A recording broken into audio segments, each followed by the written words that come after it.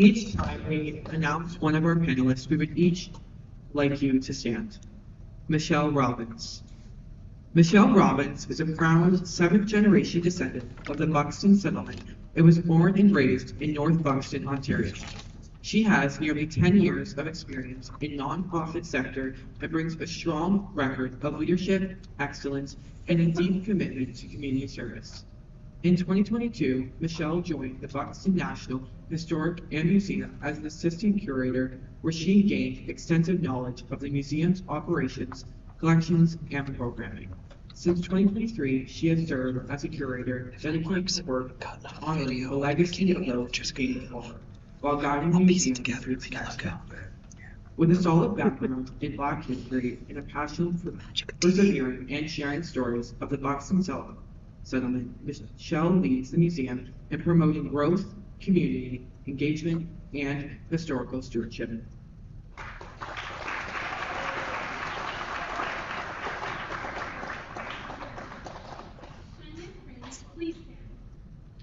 Shannon Prince is a sixth-generation descendant of the historic Canadian Algonquin settlement in Buxton, Michigan, a refuge for fugitive slaves prior to the American Civil War. She is retired as curator of the Buxton National Historic Site and Museum, a position which she held for 25 years.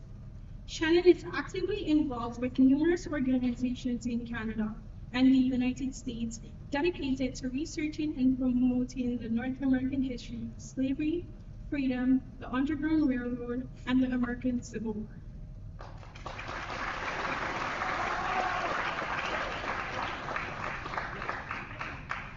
Jackie Bernard, please stand.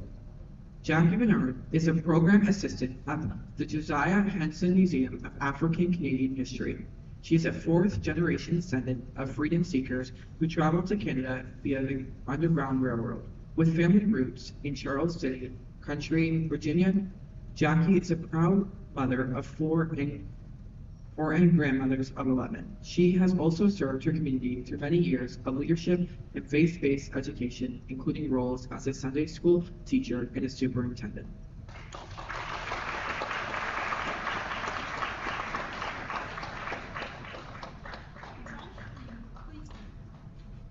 Reed is a curator at the Chatham-Kent Black Historical Society and the Black Mecca Museum.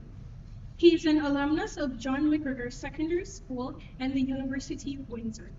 Josh began his journey in Black history in 2019 as a camp counselor and heritage interpreter at the Buxton Museum. Over 5 summers, he connected with people from around the world while sharing his family's history and the rich stories of the community. After graduating from the University of Windsor, Josh took on the role of curator at the Black Mecca Museum located in the Wish Center. In this role, he is dedicated to preserving Chatham's Black history and ensuring these important stories are shared with as many people as possible.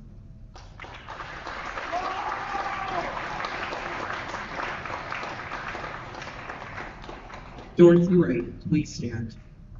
Dorothy Wright Wallace is the president of the Chatham-Kent Black Historical Society. She is one of 10 children and has lived her entire life in Chatham, Ontario, just a block from the home where she grew up in the city's historic East Side Black community. 8 years ago, Dorothy decided to give back to her community that shaped her by taking on the role of the president of the Chatham-Kent Black Historical Society and Black Mecca Museum. After volunteering on the board of directors in her role, she enjoys sharing her experiences and stories of growing up in Chatham with visitors from across the globe, helping to preserve and celebrate the rich history of the local Black community.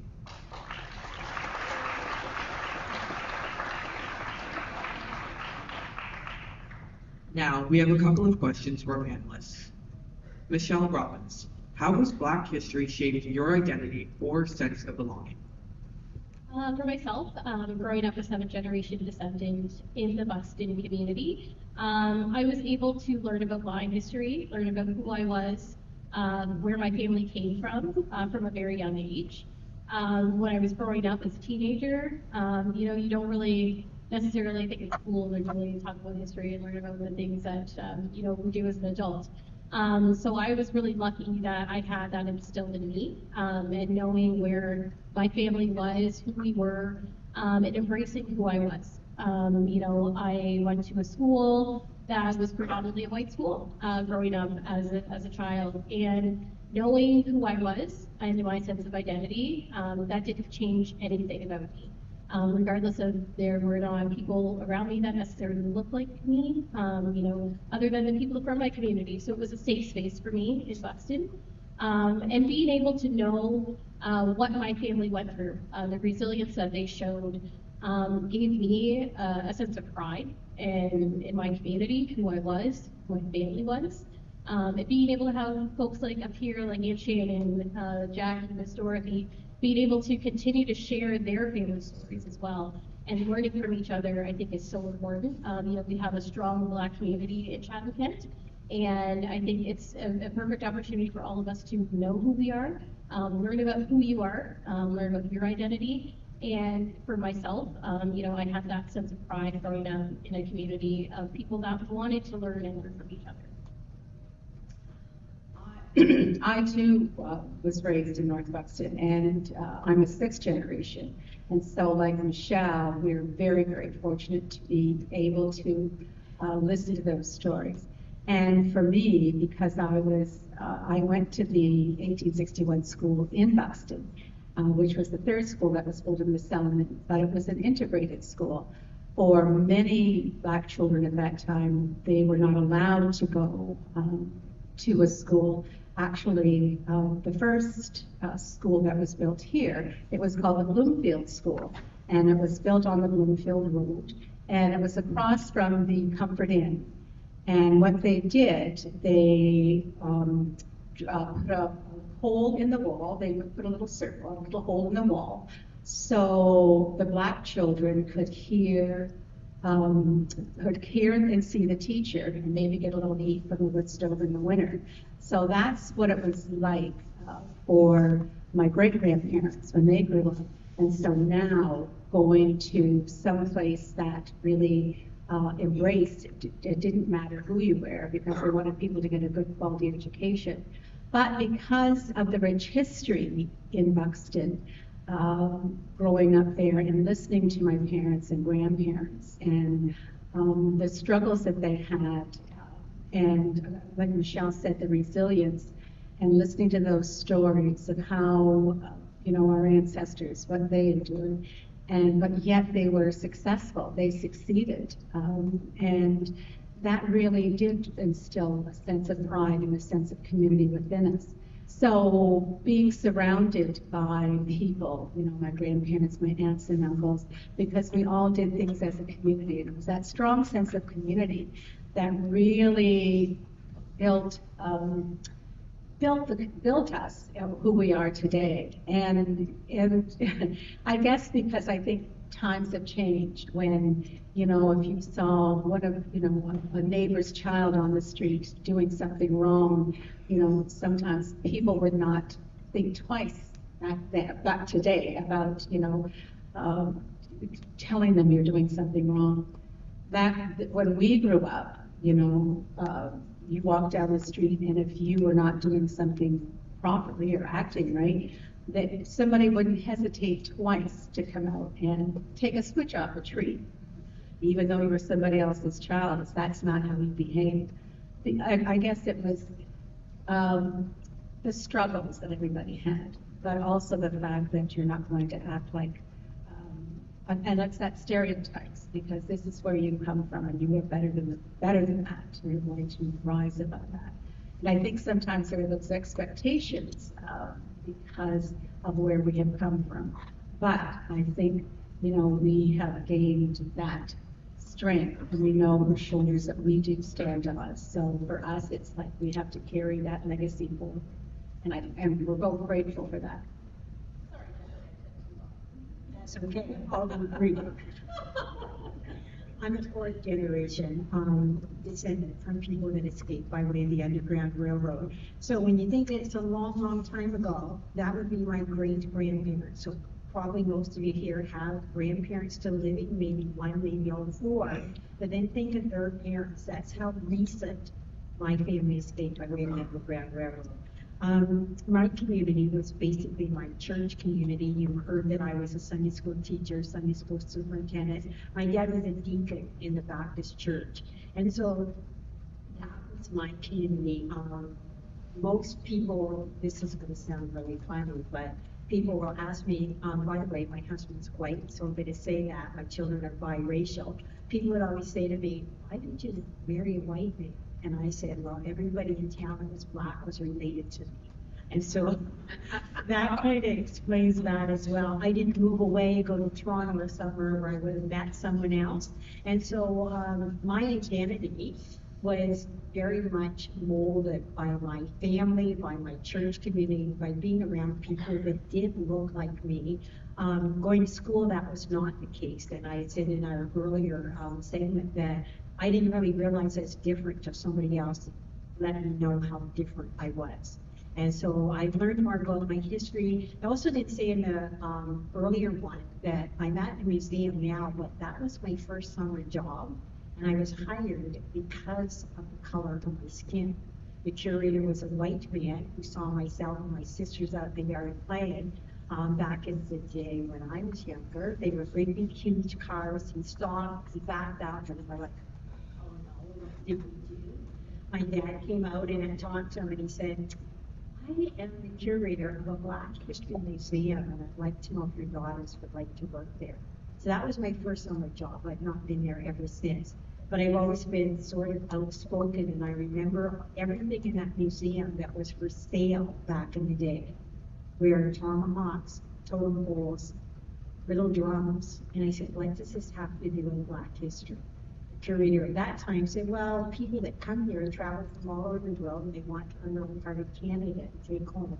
Maple syrup is also sold. It's really changed since then. Now we do have more things that I think should be sold in the Black History Museum. I've always been proud of my identity, and that's one thing that I really do take pride in. I'm better than anyone else, but I am happy with this. Growing up in Chatham, most of the schools, I don't know most of the schools, both schools I went to, were elementary and high school. There weren't a lot of other Black students, so I didn't really have the opportunity until much later to learn about my culture, my history. And so in 2019, I started at the Boxing Museum. That's why we took a deep dive into what it means to have these ties. I had my dad grew up in Buxton, my mom grew up in Chatham. There were two very prominent Black communities, and I feel very honored and proud to be able to learn and share about those stories with all the curious people that come to the museums and just want to learn more about it. I was born. My father was World War One vet. When I come along, World War II was going on. So growing up, I had those influences of those soldiers in our area of the East End. It was my world. I went to Victoria Park School, which was mostly Black. I must say that after in the 50s, it was more of a United Nations school because people were coming in, refugees were coming in from all over. So I myself really had the community. My family has been here for a long time. My grandmother was from Wales, and you still see the building standing now. If you're downtown on Main Street, you will see it. The name is Snooks in the city, in the Black people of the city is my world.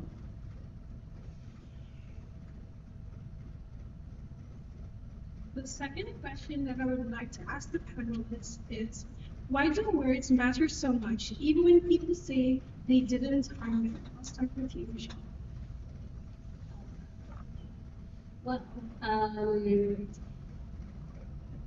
when people say, you know, I give my friend a pass because they're my friend, or it's okay, I don't just mean it, especially nowadays when you hear a lot of derogatory terms that are being thrown around. I know we all know one that we've probably all heard, starts with an N. And I know, you know, you think about it and you're like, oh, it's our word, we reclaimed it. No, it's not. It's not a word that we took back. It's not a word that is used as a friendly manner. It's not a word to say what's up. It's none of these things. I know you hear it in music. It's not a word that is a term of endearment. And I know when, you know, sometimes you're like, oh, it's my friend, it's okay, you know, they didn't mean it. No, no. There's always a deeper meaning to everything that you say. Regardless if you didn't mean it, you thought it. You thought about saying it. You thought it was okay to say it. But I'm telling you, it's not okay to say it. You know, I've had this word of me ever since I was a kid. Up until now, I, you know, heard it last week. So think about the things that you say. Think about the people that surround you. Think about the company you keep. Because if your friend is going to say a derogatory term to you, regardless of the color of your skin, there's meaning behind it. So choose your words wisely. Choose the things you say wisely. Choose the people around you wisely. Because ultimately, these words are you know, I still, from when I first heard it when I was 8 years old, like thought it was a little weird, the first time I heard it.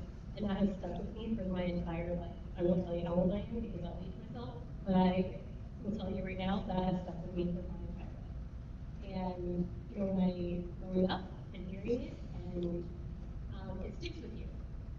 It makes you, you know, think about your worth, think about your identity. It makes you think about if you're important enough. So when you hear these words, when you say these words, when you think about it, you know, say it's not okay. It's not okay to say these things to people, especially if they're people you care about, especially if they're people like you play on a sports team with. It doesn't matter. You shouldn't be saying these words. I know your favorite rapper probably says it, but that doesn't matter. They probably don't have no idea where it stems from. So do some research. Think about the things you say, and think about how you would feel if you had someone said to you that would be so demeaning and so hurtful.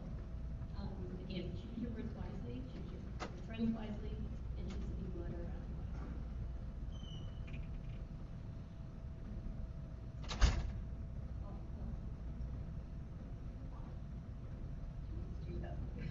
Well, I think Michelle has said it all. Because the intent is there and the impact, and you can't erase that.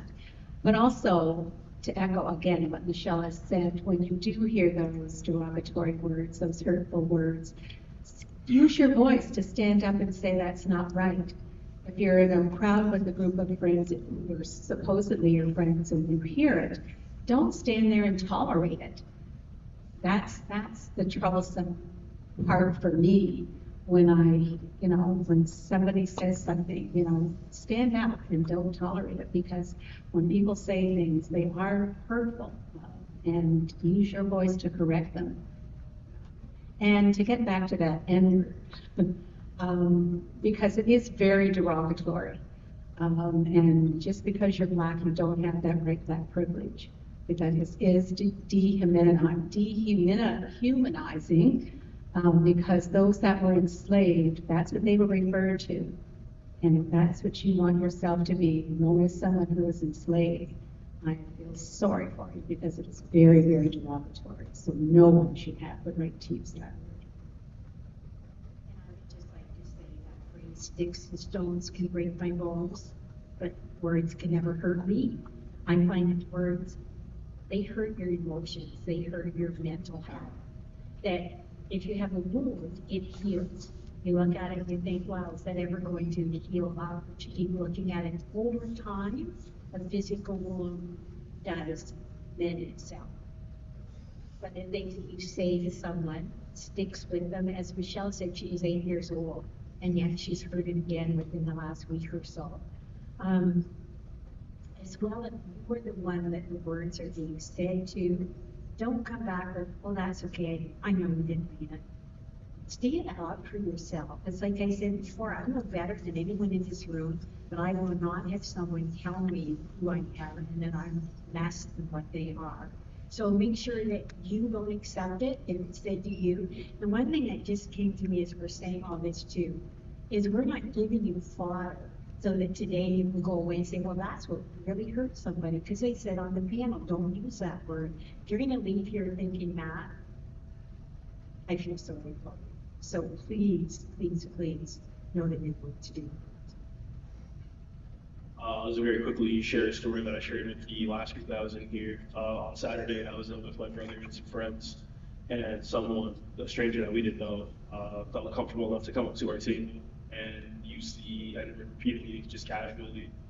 And we just looked at each other and thought, why would this person feel so comfortable to just come up to who he doesn't know and use this word? And then he came back later and said, oh, I didn't mean to offend you guys. And I'm thinking, just saying that, just following up with, I didn't mean this. I have friends that, you know, we say this to all the time. That doesn't magically negate the impact of hearing that and how it makes us as Black people feel hearing that word. So it's very important to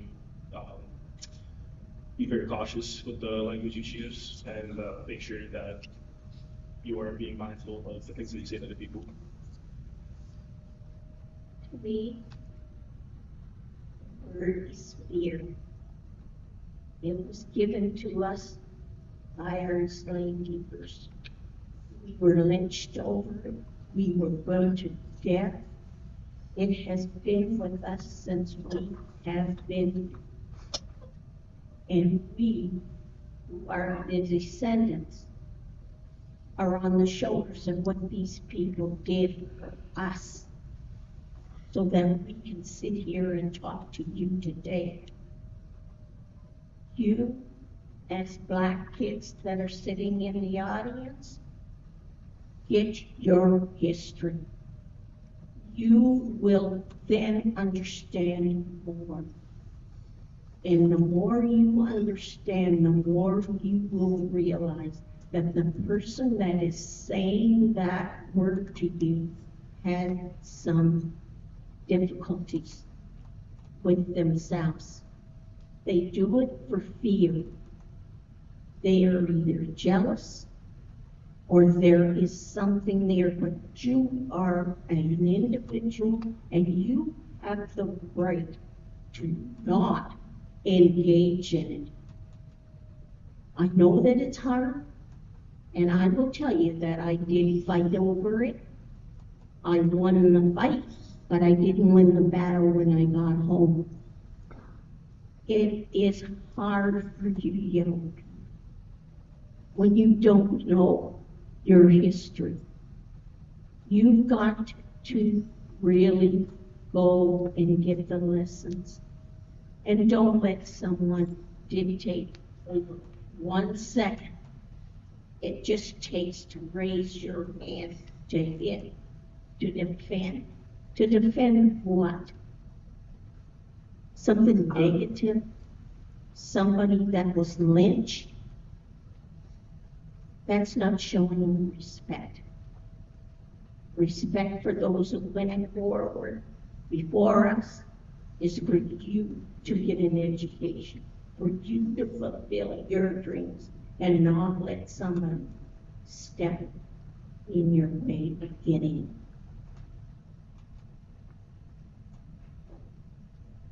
Our next question is for Jackie. Can you share an example of how harmful language has impacted you? Language affected me at a young age as well. As most of you know in the room, we don't all have the same texture of hair. When I was younger, there wasn't as many products available as flat irons and so on and so forth. There's such thing as hot clones, which you might have heard about. Like that has now came to a lot of the white students that may be in the audience as well, whose hair is more curly, that we can straighten it. When I went to school, my nickname became Buttons, and it stuck with me all through public school. First told to me by a young man that I had to rock by his house when I went home. We walked together, most of us. I live in Dresden. I don't know if I've already said that. But coming from the Josiah Getz Museum, we went and figured that out. So a bunch of us would walk home together, and then, you know, those schools would break off and go where they live.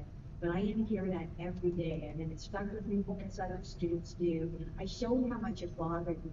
And that's the other thing. When you show that what someone's doing to you bothers you, other students, other people will pick up on that as well because they got a lot of that. And with Josh, I am going to do it to him as I did before. Students would say to me, "Oh, can I touch your hair?" They'd put their hand close and they go, "Oh no, I better not, I can cut myself." My hair was probably softer than most of theirs were. They didn't know what it felt like. And those words cut more than they ever would have cut the hand or touched my head.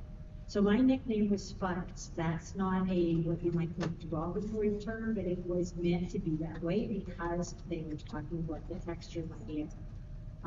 My son, my youngest one, is the one that has been the most hurtful to me when people use the N-word with him. One time he was riding his bike home and it was about to get dark outside and he came in very upset and I asked him what was wrong. And he said these big boys in a pickup truck, probably four of them together, said to my son, "We better pedal a little bit faster, the N-word, because it's about to get dark." I don't know if they meant dark outside. I don't know if they meant what they were going to do to him. But I said to my son, the only darkness was their hearts and what they said to him. And how they felt like they were stated in numbers. If they can tell a little 10-year-old boy a comment like that. He was also called that same word by a neighbor who assumed that because my son was black, that he was the one that broke the glass in front of his house. He made him pick it up. Came home with dirty hands because it was gravel road and some little cuts on his hands. So I said, "What happened?" So, well, the neighbor told me the N-word to pick up this glass that was in front of his house. Myself, my older son, marched right over and said, "Did you just call my little son N-word?" And he said, "Well, is it you are his mother?" So he was calling me the same word. My older son was about to react. And I said to him, "You know what? We're better than this." So we just need to walk away and hold our hands up top. But those words to her, as a mom, they hurt even more when it's my child than it would have if it was myself.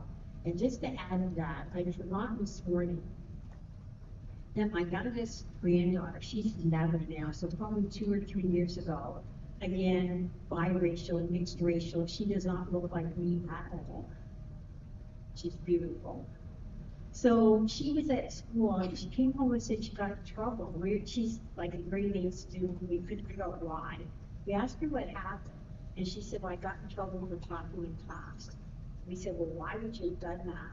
She said, "Because another student was picking on a black child." And she stood up for that child and she said, "Why are you talking to her like that?" And he said, "It's none of your business. Why are you sticking up for her?" And my little 11-year-old granddaughter, sorry, said, "My grandmother is black, so I'm black, and I do not appreciate the way that you just talked to that as a person." So stick up for people when these harmful words do you.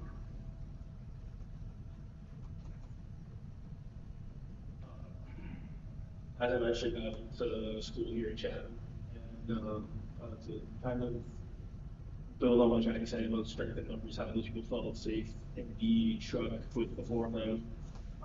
Things tend to catch on pretty quick, so it's easier for people to spread ignorance when they see people doing it.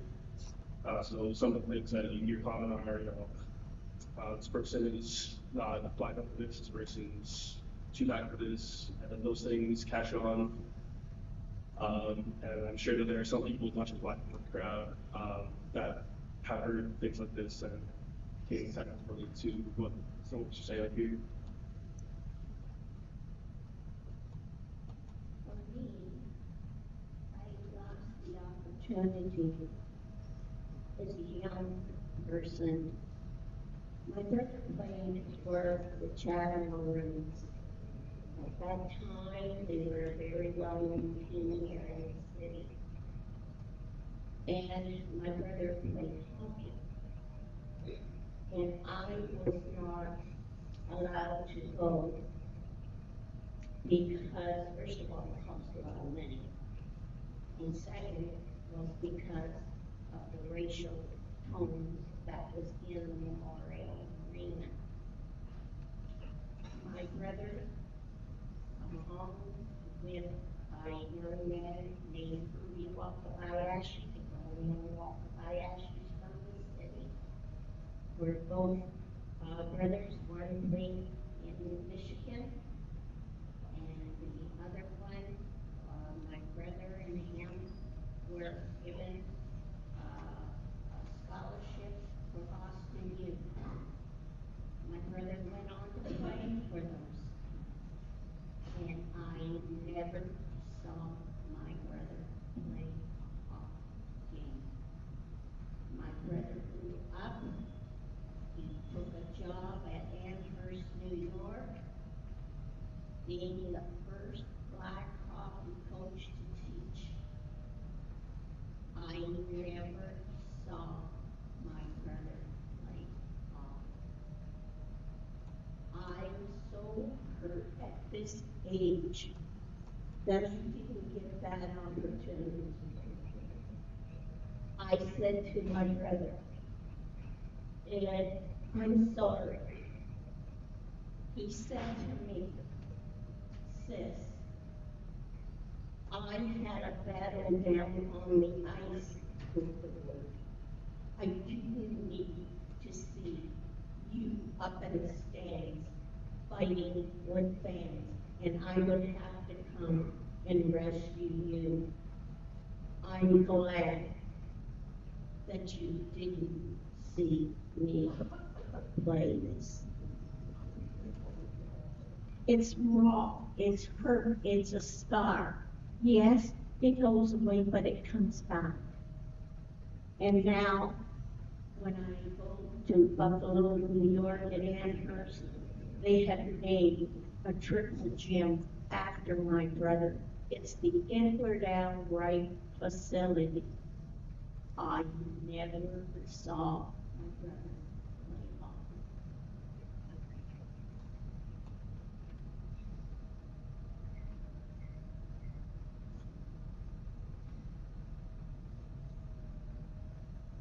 My next question is, how can teachers and school staff create safer classrooms where Black students feel respected, heard, and protected?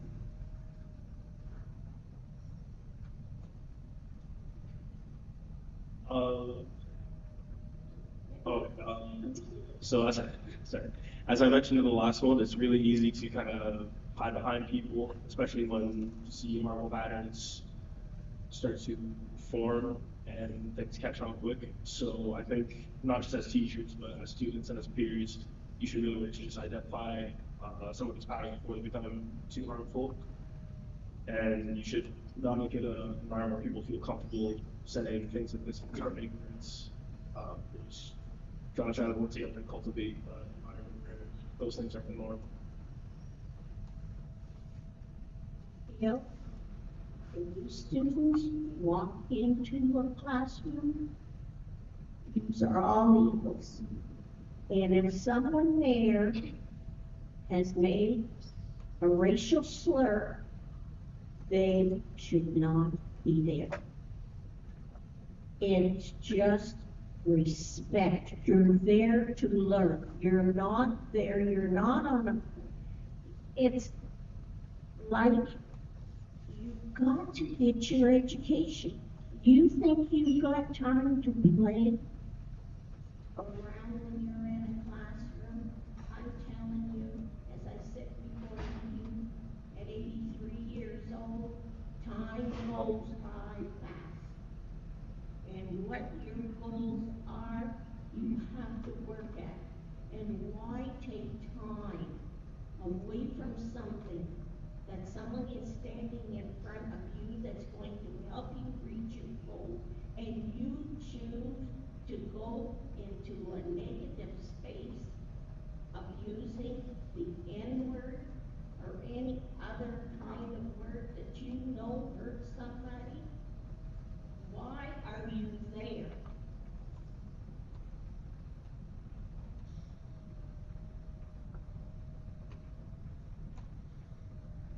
Our next question is, how can schools move beyond one-time assemblies and make inclusion and respect part of our everyday school culture?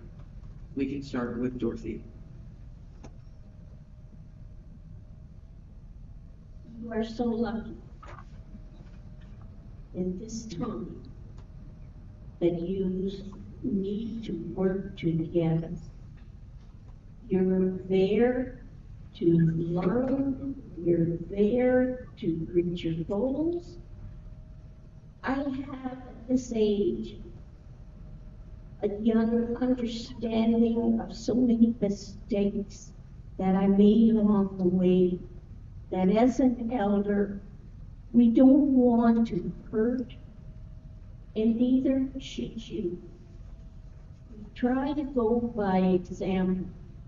So learn to just show respect for yourself and treat yourself like you want to be treated.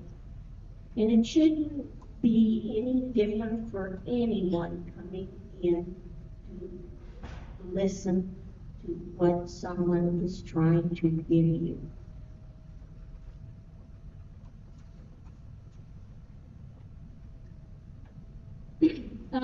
So I think within a school setting, learning together, learning from each other. Obviously, we all have differences. Obviously, we all don't look the same. But this is a perfect opportunity for you to learn from each other. Look at your neighbor, look at the person sitting beside you, they look exactly like you. And they don't. They don't. You don't know what's happening behind them. You don't know what's happening in their whole life. You have no idea the struggles that all individuals go through. And I think creating safe spaces, creating some safe environments for all students is so strongly and hugely important. Creating groups, being in school setting, sports teams, these are safe spaces for all people. They should be safe spaces for all people. You should be able to feel safe. You should be able to feel welcome when you want to go to school. Everybody wants to feel safe when you go to school. So you want to be able to feel like you're welcome, like you're included. And inclusion matters. And it's so important to be able to acknowledge each other, acknowledge some differences, but be welcome to each other's differences. And being able to have a space and support for each individual that they're able to be able to see themselves. Because don't judge people based on the way that they look. Don't judge them based on their mental. Don't judge them based on what you might not know about them. You could be going through struggles every day, and you have no idea what everybody is going through around you as well. So I think being able to have those safe spaces, what are we doing after today? We're having this assembly right now. What are you going to do? What are you going to do after you leave here? Is anything going to change of what you decided to do or say or hurt? A term that you use towards somebody, something that you post on social media. This is an opportunity for you to make those changes, be in a positive environment, choose the company very wisely. I said this in the last group. Anything you post on social media, Snapchat, Instagram, whatever you post on, it doesn't go away. Screenshots, people see these things. If you're looking to get into school, apply for a scholarship one day, get a job, they're going to find it. And it will come back at you, and it will come back to haunt you in the worst way possible. So think about the things you say, think about the things you post, think about the things you do in your day-to-day life. Because if you are the company you keep, if somebody around, if your best friend, says the N-word to, somebody, do you not think that that's going to come back at you too, if you were there? And you didn't say anything about it? You did. Yeah, probably so, right? So, be a leader, not a follower. Don't think twice about standing up for somebody just because of the way that they look, because they might be different than you. But again, you don't know what that person is going through. You don't know how this harmful language, all of these things may have affected them.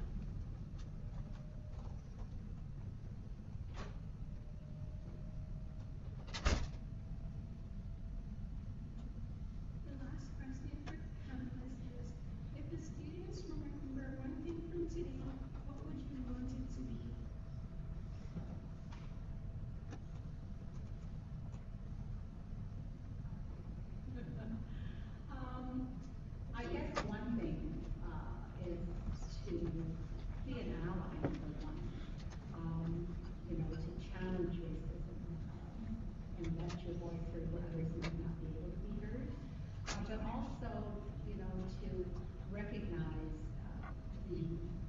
the rich history that we have and the contributions that have been made in shaping not only this community, but also this country.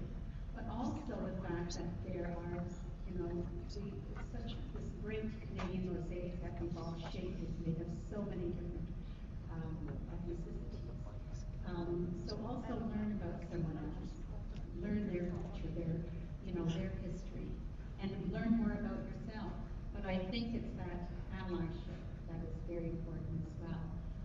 Stand up and challenge it and dismantle it because it is real and it is out there. So when you hear something, see something, do something about it. Take a lead, take a stand, and you be that voice for some of those, voices that have been stifled for so long. Let your voice be heard as well. Be the change for tomorrow. So.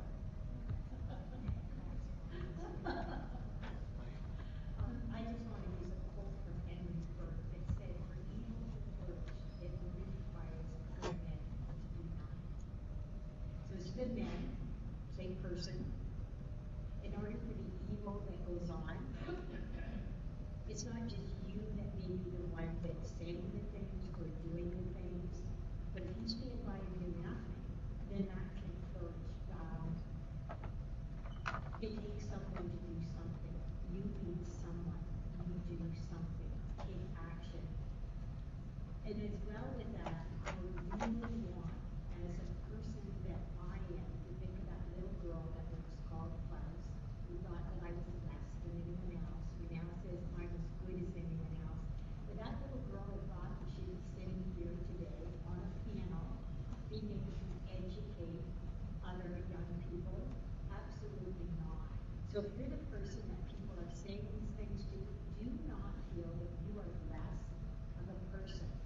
As I said to my son, we're better than that. I want you to be better than the person that's saying these things, doing these things, but as well know your own worth. That is so important. You can't be put down if you really know who you are, what you stand for, and hold yourself up. I know it can be overwhelming to hear these things and what do I do to make a change and make sure my peers feel safe and respected. So what I would say is I challenge you to just kind of learn about different cultures and yourself. Just try today, this week, to learn one thing that you didn't know about a different culture. And that would be a great place to start because once you learn one thing, it'll open the door to a whole lot of other things. And you guys are unfortunately a little bit too old to hold your hands while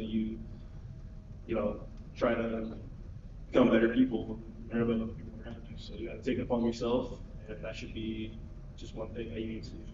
That's just learn one new thing.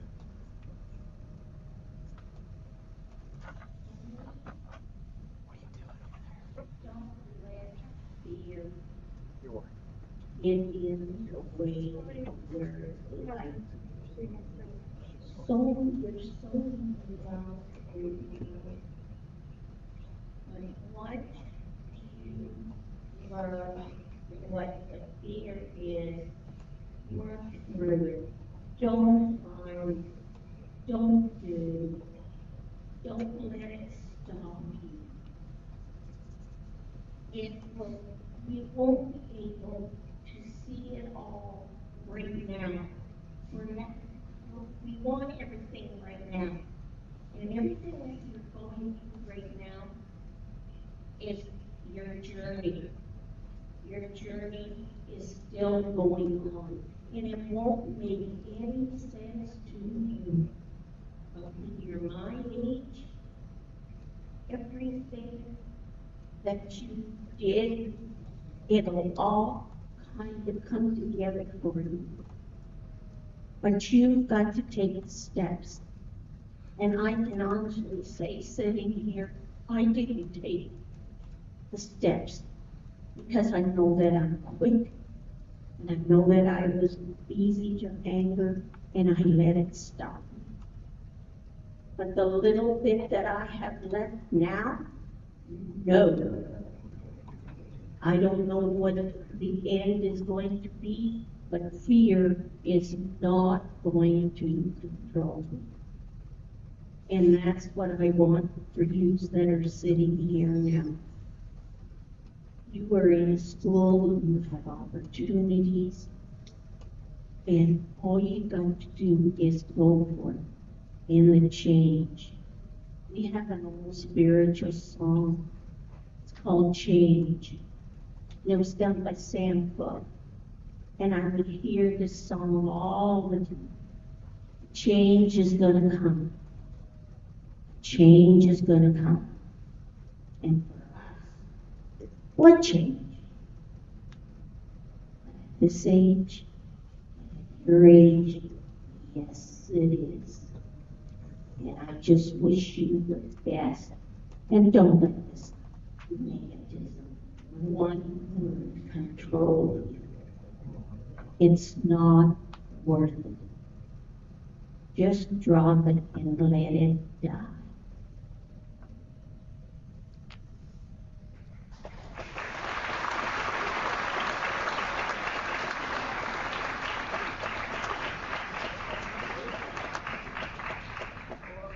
All right, so now we're going to open the floor up to students. So if you have any questions for our panelists, please raise your hand.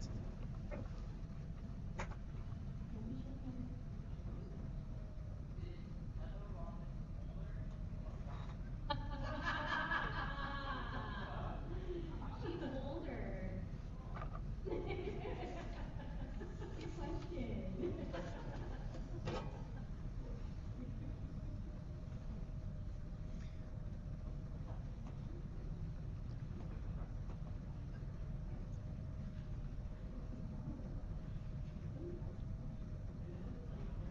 Okay, so what is one thing that you're going to do when you leave this hall today? Anybody? One thing. Yes. One thing you're going to do to make a change in your community. It's up.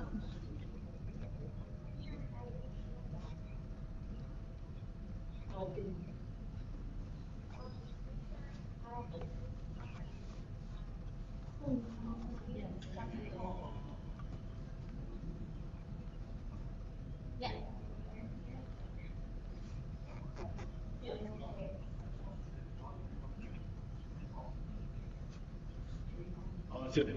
Yeah, we're gonna do Oh, that. good job.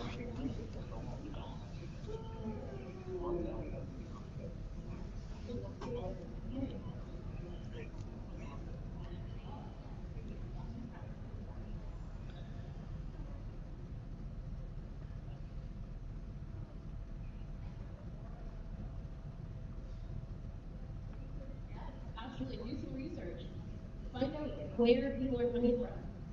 Find out history. Everybody, okay. Close question to you. Did you know, or how many of you knew that there were 3 Black historic sites in Chatham County? Give me a hand. How many have you visited? Google. Check out the sites. Check out the things that are in our community. You don't have to go outside of this community to find culture. You don't have to go outside of this community to learn history. It's right in your backyard. So this is a perfect opportunity. And you guys are a generation of change makers. We see everything that's happening in the world right now, with the peak of racism that's happening.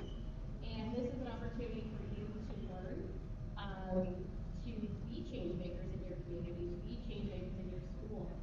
I was at one point, and I wanted to be a change maker. And we don't want history to repeat itself because it feels like that's what we're going back to, right? You see what's happening. You see what's all over social media. You see what's on the news. You see what's happening in communities. The amount of hatred that's happening in our communities is absolutely disgusting. And this is a perfect opportunity for you guys to make that change, for you to stop stereotyping people, to stop being hateful, to use hateful language, hateful terms, all of these things. I don't want to preach to you, but I'm telling you right now, you can't unpost things, you can't unsee things. Everybody deserves to be seen, heard, recognized. So recognize the people around you. Learn about them. Learn about your neighbors. Learn about the people that are in your class.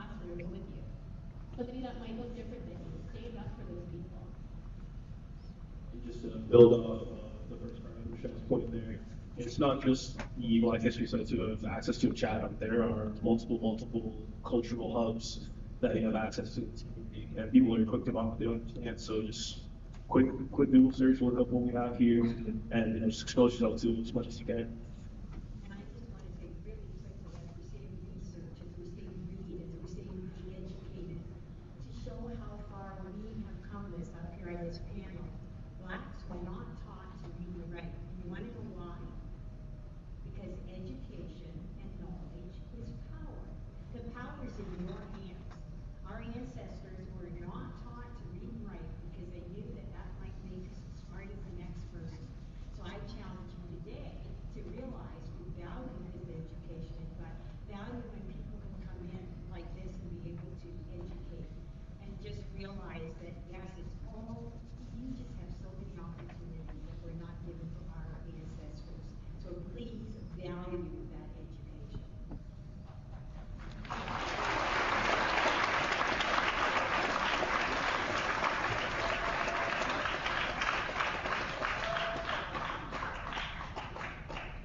As we come to the closure of today's panel, I would like to invite Australia to give us the closing remarks.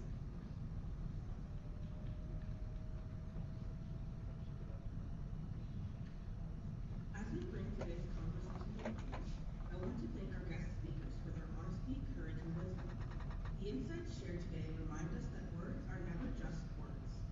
They shape identities, define experiences, and influence whether someone feels seen, valued, and safe. This event was not about blame or guilt. It was about growth. It was about understanding that every one of us, including students, teachers, and administrators, have power to build, have the power to build a school culture where dignity, respect, and belonging are not occasional themes, but everyday realities. Creating a safe space does not happen in a single assembly. It happens in classrooms, hallways, in staff rooms, on teams, and in our daily interaction. It happens when we pause before we speak. If we each commit to using our words wisely by choosing language that affirms rather than diminishes and includes rather than excludes, we will transform not just conversations, but lives. Let today be the beginning, not the conclusion.